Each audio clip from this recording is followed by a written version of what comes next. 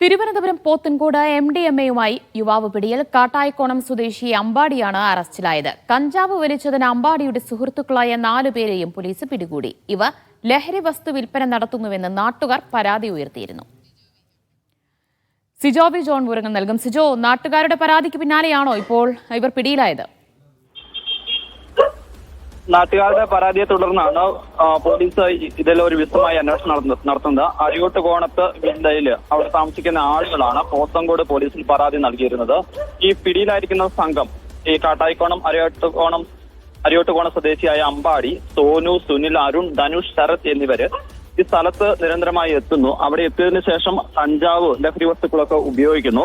അതോടൊപ്പം തന്നെ ഇവിടെ എത്തിയ ആളുകൾക്ക് ഇവർ ഇത് വിതരണം ചെയ്യുന്നു, വിൽപ്പന നടത്തുന്ന പരാതി നൽകിയായിരുന്നു. തുടർന്ന് പോലീസ് ഈ പ്രദേശത്തെ CCTV ദൃശ്യങ്ങൾ ഉൾപ്പെടെ പരിശോധിച്ചു.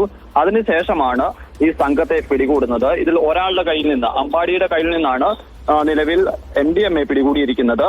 മറ്റുള്ള ആളുകൾ ഈ ലഹരി വസ്തുക്കൾ കഞ്ചാവ് ഉപയോഗിച്ചതിനാണ് പോലീസ് അറസ്റ്റ് ചെയ്തിരിക്കുന്നത്.